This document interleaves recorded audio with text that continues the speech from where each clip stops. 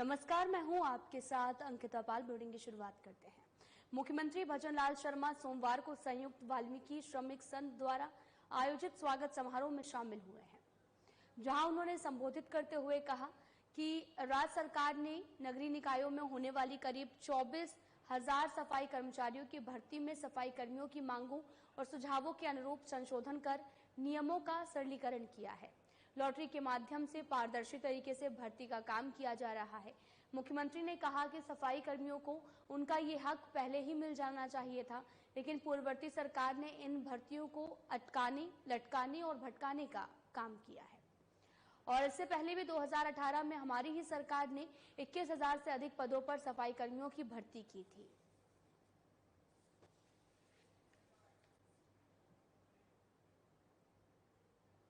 राजधानी जयपुर में स्वागत समारोह का आयोजन किया गया है, जिसमें मुख्यमंत्री भजनलाल शर्मा ने कहा कि सफाई कर्मियों की राष्ट्र निर्माण में अहम भूमिका है और वे हमें बीमारियों और गंदगी से बचाकर स्वच्छ और स्वस्थ वातावरण बनाने में महत्वपूर्ण योगदान देते हैं।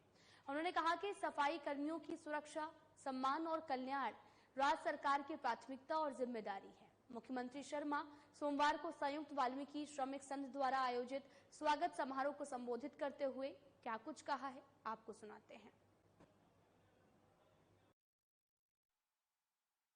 पूर्व मंत्री, मालवीय से विधायक सम्मानीय कालीचरण जी सराफ साहब, हमारे आदर्श नगर के प्रत्याशी भाई रवि नैयर जी, हमारी महापौर ग्रेटर नगर निगम की श्रीमती सौम्या गुर्जर जी, महापौर हेरिटेज श्रीमती कुसुम यादव जी, हमारे उप महापौर ग्रेटर पुनीत कर्णावत जी,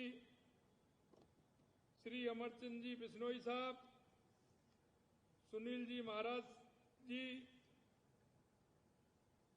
अध्यक्ष संयुक्त वाल्मीकि सफाई श्रम संघ नंदकिशोर जी डडोरिया साहब, पूर्व प्रधान सुरेश कल्याणी जी, पूर्व प्रधान शिवचरण डंडोतिया जी, डॉक्टर कैलाश किशन लोहरा जी, प्रदेश अध्यक्ष सफाई यूनियन महेश वाल्मीकि जी, सरपंच सत्यनारायण जी, राष्ट्रीय अध्यक्ष सफाई यूनियन चरणदास जी महाराज, बाबूलाल राणा जी, अध्यक्ष राणा समाज, मनोज चौहान जी, महामंत्री सफाई यूनियन, राजकुमार सिरसैया जी, रेलवे यूनियन कोटा, विकास नरवाल जी, अमरचंद कोठारी जी, कमल चंद जी, हमारे कृष्णमोहन जी महामंत्री,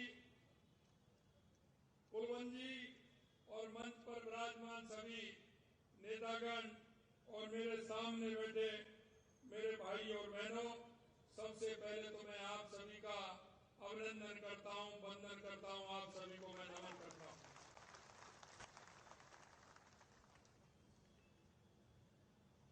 ये कार्यक्रम ऐसा कार्यक्रम है कि आप लोग काफी समय से मेरे को इस कार्यक्रम में आमंत्रित करने के लिए, सम्मान करने के लिए बुला रहे थे, लेकिन मुझे पता है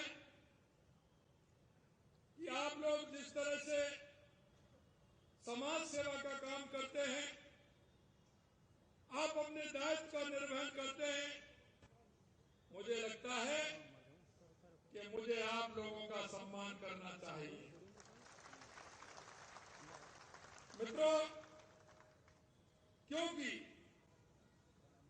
अगर इस देश के अंदर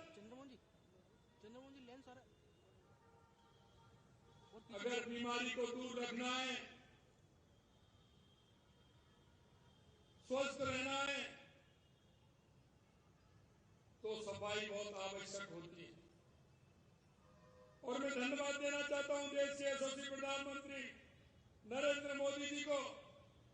उन्होंने स्वच्छता अभियान 2 अक्टूबर 2014 से प्रारंभ किया था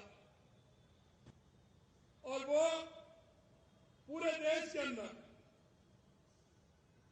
यह जन जन का अभियान बन गया है और इस अभियान के द्वारा मैं कह सकता हूं कि उन बीमारियों से और गंदगी से बचाने का काम मेरे राष्ट्र निर्माण में योगदान अगर किसी का है तो वो सबसे पहले आप लोगों का है, आप लोगों का है। और आपने देखा होगा, माननीय कालीचरण जी सराफ कह रहे थे कि भारतीय जनता पार्टी का और वाल्मीकि समाज का ये नाता है। और मैं आपसे कहना चाहता हूं, आज 21 अक्टूबर है और ये 21 अक्टूबर ये जनसंघ की स्थापना का दिवस है, जब भारतीय जनता पार्टी जनसंघ के नाम से एक राष्ट्रीय दल बना था। आज 21 अक्टूबर 1951 को, आज को 21 अक्टूबर है। और उस समय भी वाल्मीकि समाज का बहुत बड़ा योगदान था। उस कार्यकारिणी में हमारे वाल्मीकि समाज के भाई थे और उन्होंने देश के निर्माण के लिए, देश के विकास के लिए काम किया था। मैं आपसे कहना चाहता हूं कि आपने जो एक देश के यशस्वी प्रधानमंत्री नरेंद्र मोदी जी ने इसे जो प्रण लिया था, उस प्रण को आगे बढ़ाने का काम किया कि ना गंदगी करने देंगे, ना गंदगी करेंगे और हम स्वच्छता के बाद वातावरण बनाते हुए देश के हर व्यक्ति को, हर नागरिक को स्वस्थ रखेंगे, मस्त रखेंगे। उस काम को आप आगे बढ़ाने का काम कर रहे हैं और ये जन आंदोलन का रूप ले लिया और एक पूरे देश के अंदर ये हमारा सफाई अभियान जो देश के यशस्वी प्रधानमंत्री नरेंद्र मोदी जी ने लिया, ये जन आंदोलन बन गया और इसको पूरे देश के अंदर अपार समर्थन भी मिला है। देश में स्वच्छता की संस्कृति के विकास के लिए हम सब देश के यशस्वी प्रधानमंत्री नरेंद्र मोदी जी के आभारी हैं।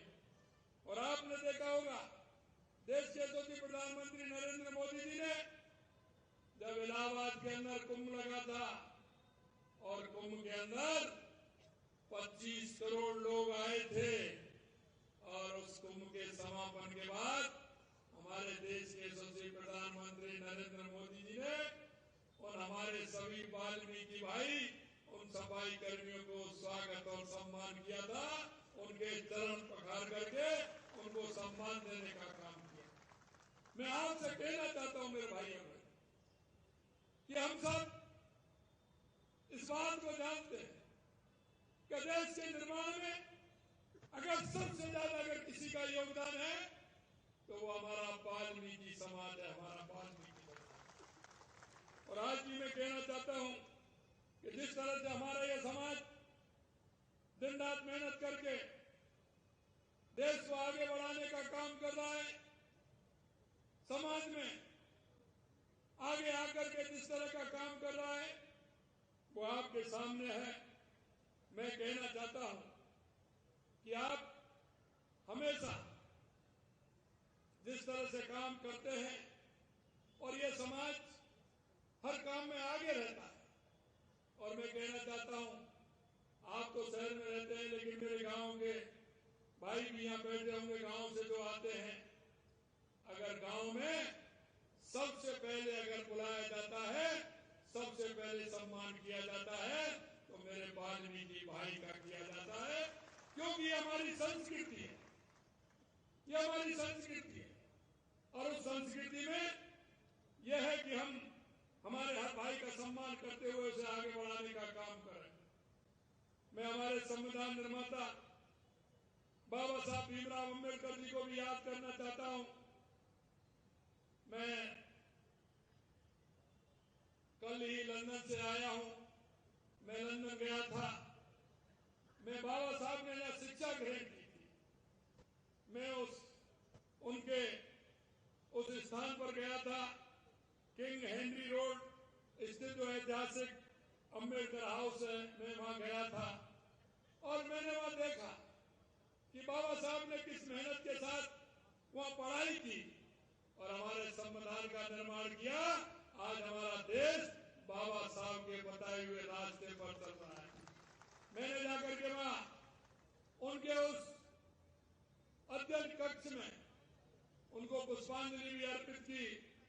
मैंने उनका वो अध्ययन रूम भी देखा और मैंने, क्योंकि उसके पीछे जस्ट रेलवे स्टेशन था, मैं पीछे निकल करके देखा कि बाबा साहब वहां से जब रेलवे की गाड़ी आती थी तो उन लोगों ने मेरे को बताया कि बाबा साहब जब रेलवे की गाड़ी आती थी तो अपने पढ़ाई करने के लिए उससे रेलवे से जाते थे, रेलवे से आते थे, बिल्कुल नजदीक में स्टेशन है।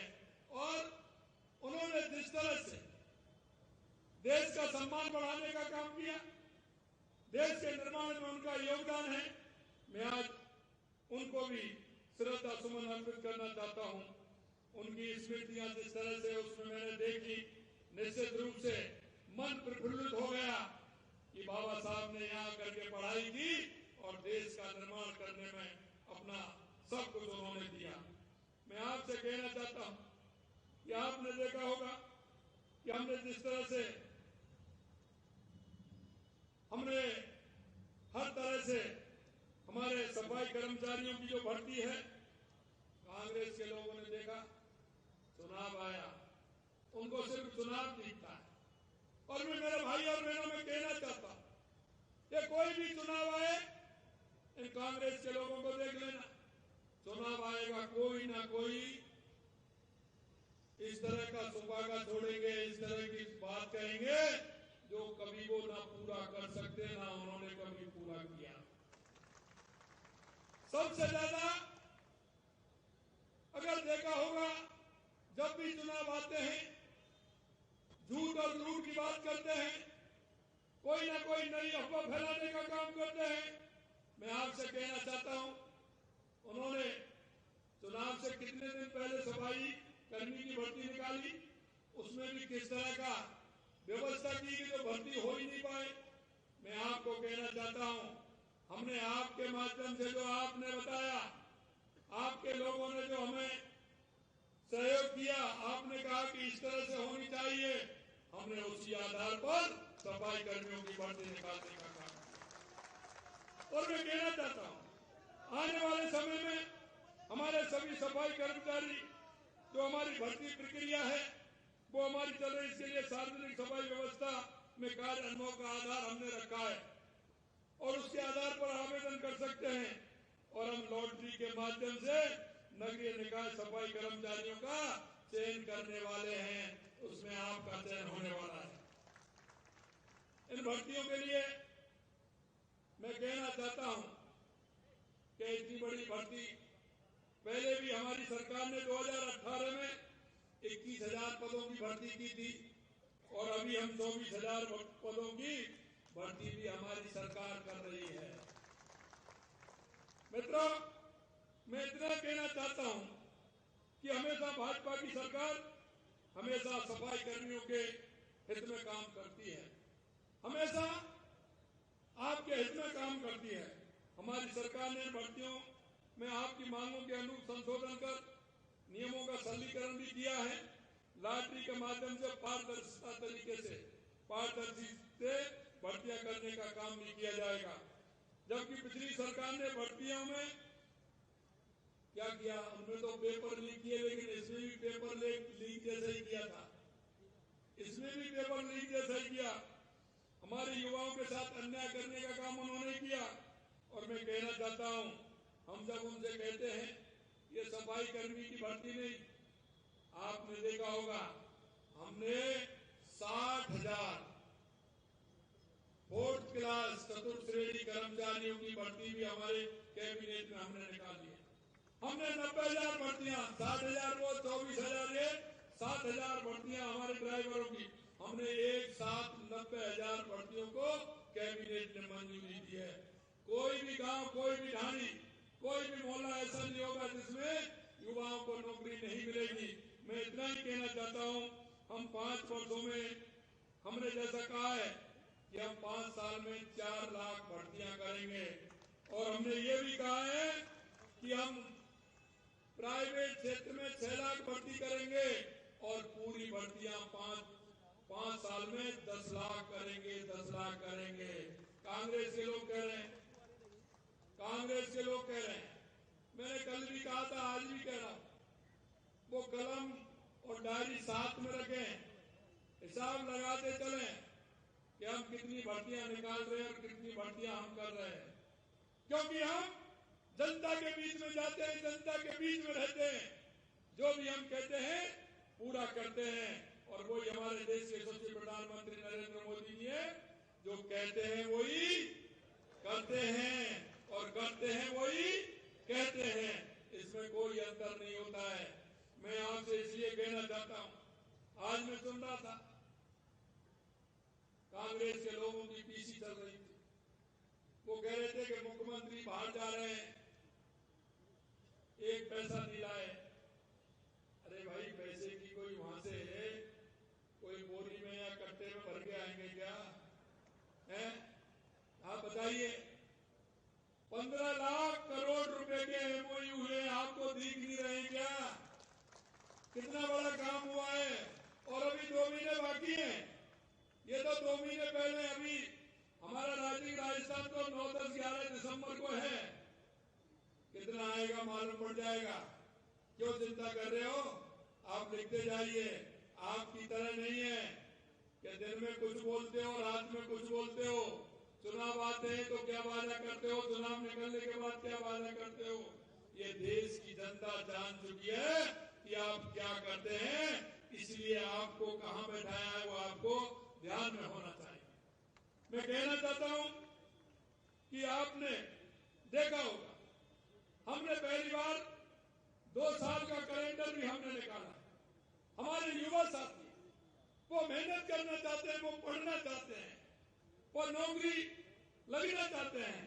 हमने कहा उस कैलेंडर को निकालिए, कितनी पेपर भर्ती कब कब होगी, कब कब पेपर होने वाले हैं। हमने पूरा कैलेंडर निकालने का काम किया है। हमारे युवा पढ़ाई करें और हम विश्वास दिलाते हैं। ये तो अभी 2 साल का कैलेंडर आया है, अभी कैलेंडर और भी आने वाला है। आप निश्चित रहिए, जो हमने वादा किया है, एक एक वादे को हम पूरा करेंगे। मैं आपसे इतना कहना चाहता हूं मेरे भाई और बहनों, हमारे सफाई कर्मचारी बंधु विषम परिस्थितियों में काम करते हैं।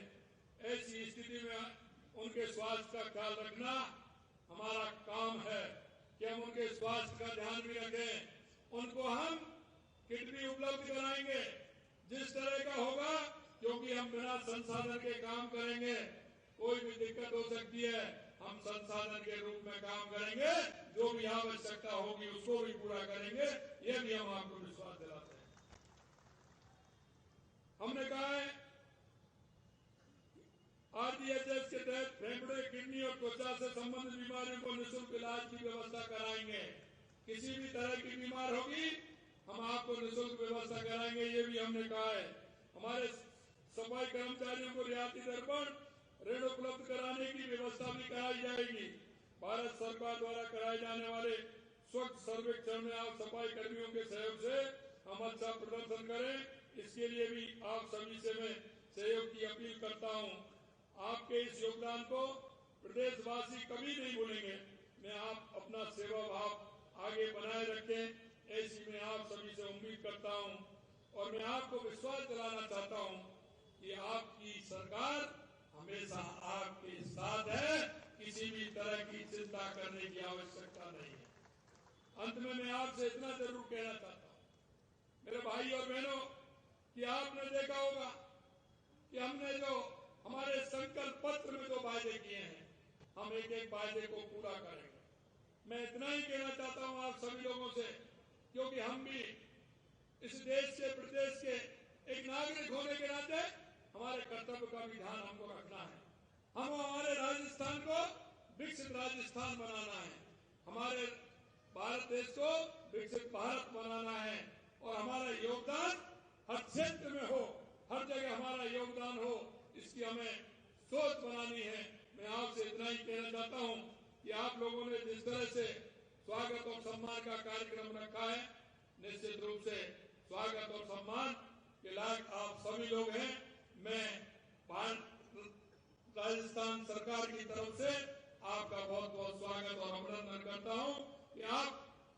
अच्छे नागरिक की तरह हम अपने कर्तव्य को निभाएंगे, देश को मजबूत बनाएंगे, देश को स्वच्छ बनाएंगे, देश को स्वस्थ बनाएंगे। इस आशा और उम्मीद के साथ आप सभी लोगों ने मेरा ये कार्यक्रम रखा। पुणे में सभी आयोजकों को, हमारे जनप्रतिनिधियों को, आप सभी को बहुत बहुत धन्यवाद, बहुत बहुत धन्यवाद। जय हिंद, जय भारत, जय राजस्थान। एक बात और मैं कहना चाहता हूं कि कालीचरण जी ने कहा था कि बच्चों की पढ़ाई के लिए आप चिंता मत करिए। मैं आपसे कहना चाहता हूं, आप हॉस्टल बनवाएंगे, राजस्थान सरकार आपको जमीन उपलब्ध कराएगी, ये मैं आपसे कहना चाहता हूं। एक नवल जी महाराज का पैनोरमा काफी लंबे समय से मांग चल रही है। हमारे वो संत हैं और संत भी ऐसे हैं कि उनका स्थान जो हमारे महाराज जी हैं मेरे को बता रहे थे, सुनील महाराज जी मैं कहना चाहता हूं, आराम से निश्चिंत रहिए।